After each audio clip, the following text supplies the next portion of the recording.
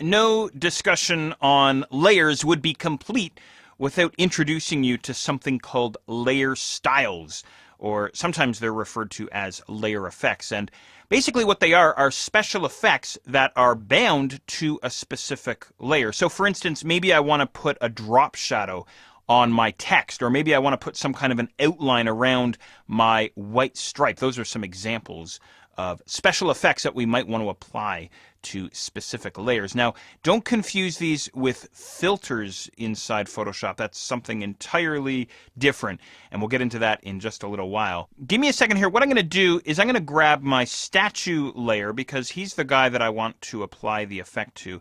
And I'm just going to zoom in a little bit here on my layout, and I'm also going to go into the full screen just by tapping the F key on my keyboard. That's the full screen with the menu, by the way. I'm just going to shove this guy over to the left, because what I'm going to do next is I'm going to double click on the statue layer over towards his right-hand side here, and we get this massive dialog box. This is why I wanted to shove this guy over to the left a little bit, just so we can see what's going to happen here.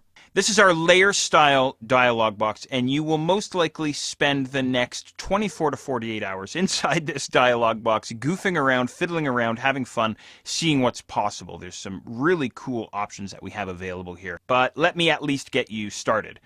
So as you can see, running down the left-hand column, we have all of the different effects that we can apply. Bevel and emboss, stroke, inner shadow, inner glow, satin color overlay, and so on and so on. Drop shadow all the way down at the bottom. So let's say, for instance, I wanted to do a bevel and emboss. So I'm just going to grab that guy. And right away, I see that special effect, that layer effect applied to the selected layer, my statue layer. Hopefully you can see that okay inside the video.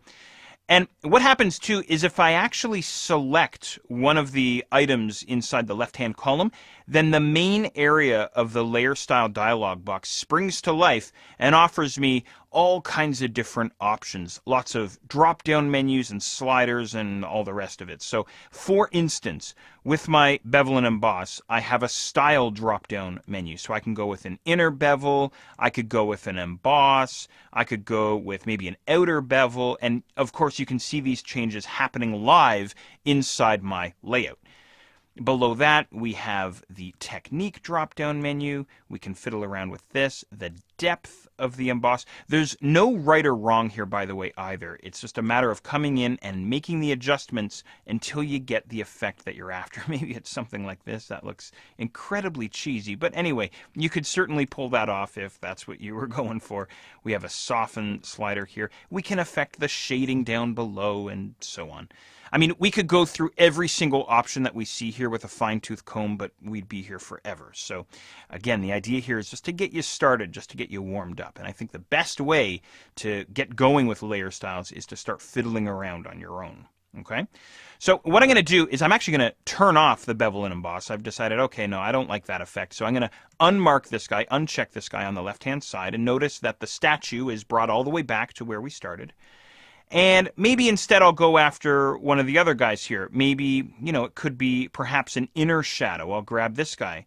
And again, I'll select him as well to get the options showing up. And once again, we have lots of settings here. We have blending modes. We haven't talked about blending modes yet. We'll talk about that in just a little while.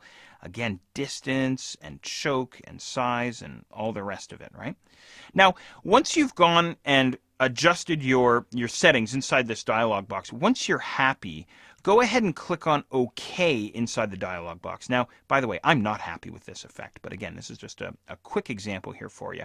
More importantly, what I want to show you is what happens over inside the layers panel. Notice we have the statue layer, of course. We have this FX icon appearing over on the right-hand side of the layer, indicating, oh, there's the tooltip right there, indicating the layer style or the layer effect being applied to this guy.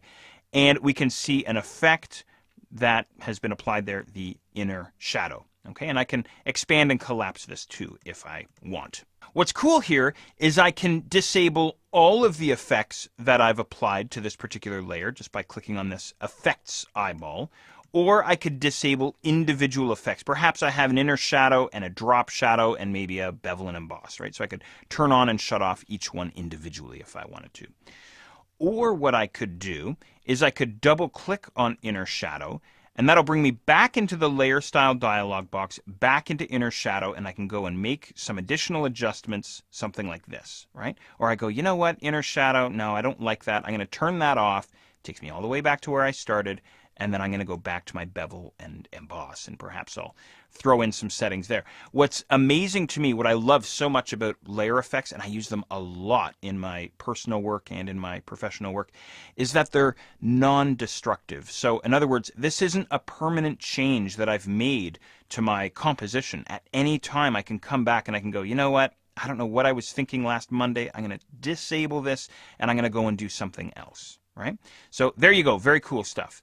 Go ahead and click on OK. Now, what I'd like to do next is I'd like to take you a little bit further down the layer effect, the layer style path.